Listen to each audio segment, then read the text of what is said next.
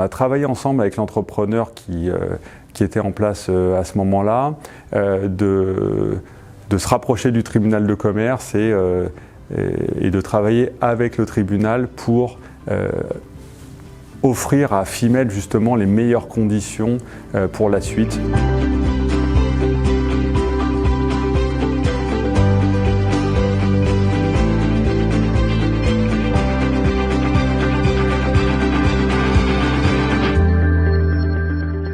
Bonjour, Julien Aguetan, je suis un des 3 associés fondateurs de l'entreprise Lightair.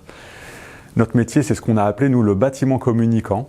On fabrique, on installe, on assure la maintenance des enseignes, lumineuses ou non d'ailleurs, et de la signalétique, voilà, pour créer un bâtiment communicant qui vous permet de prendre possession de votre bâtiment, de travailler votre marque employeur et de communiquer sur vos propres murs. On est une 50aine de collaborateurs répartis sur Lyon et Grenoble pour à peu près 9 millions d'euros de chiffre d'affaires en 2023. Nous sommes une entreprise industrielle.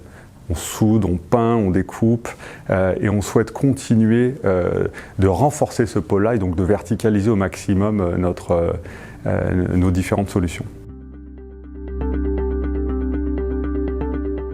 Justement, sur ce point de verticalisation, on a eu l'occasion de réaliser une opération de croissance externe assez incroyable pour nous en octobre 2022 avec l'acquisition d'une autre entreprise qui s'appelle Fimel, une entreprise qui est née en 1949 et que l'on a repris à la barre du tribunal de Grenoble.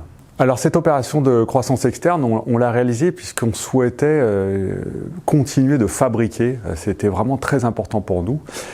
Et donc on a cherché à racheter une entreprise, on a cherché pendant plusieurs mois et on a eu du mal à trouver cette belle que l'on voulait acquérir. Et donc on s'est dit qu'on allait créer de A à Z le pôle de fabrication de ces enseignes dites traditionnelles. Et donc on s'est rapproché de fabricants de machines qui nous ont fait des démonstrations de différents produits chez un de nos confrères, Fimel en l'occurrence, qui est à Grenoble. Et lors de cette visite, le chef d'entreprise, Éric Tardy, nous a dit qu'il souhaitait vendre son entreprise. Donc on était venu pour acheter des machines et finalement on est allé acheter une entreprise sans le savoir. Il s'est avéré à la lecture des comptes que l'entreprise avait de grandes difficultés.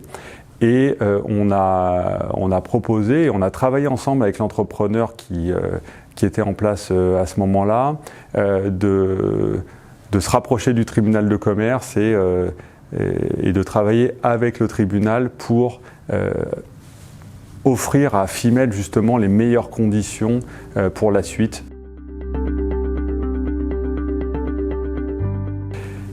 Cette croissance externe nous a permis plusieurs choses. La première, de récupérer évidemment un outil de production qui fonctionne bien, un portefeuille client, donc d'assurer très rapidement une pérennité aussi au projet, une équipe engagée. Vous imaginez qu'elle a été là, cette équipe, pendant les pires moments de la vie de l'entreprise. Donc forcément, quand on vient donner de nouveaux projets, elle est encore plus engagée et plus heureuse de pouvoir continuer de faire perdurer son activité. C'était aussi également pour nous une occasion de mieux maîtriser notre production, nos coûts et de pouvoir maîtriser nos délais et la personnalisation de nos différentes réalisations, puisque tout était fait désormais chez nous et non plus en sous-traitance. Des freins peut-être pas, mais quelques difficultés ou quelques sujets auxquels on ne s'attendait pas. 2 principaux, un financier, puisque quand vous reprenez une entreprise à la barre du tribunal, en règle générale, l'acquisition n'est pas très élevée. En revanche, il faut remettre un peu de cash dans la machine. Et financer du BFR, ce n'est pas toujours le plus simple.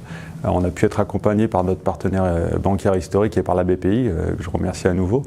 Donc c'était la première difficulté. La seconde, c'était d'un point de vue RH, puisque l'équipe est engagée. Je le redis, elle était là dans les mauvais moments, donc elle est très heureuse d'être là dans les bons moments. Néanmoins, ils ne nous ont pas choisis, on ne les a pas choisis, donc il y a forcément une période où on doit se faire confiance, se parler, se comprendre, se connaître. Donc c'était les deux points peu d'alerte si jamais un autre entrepreneur souhaite réaliser cette opération.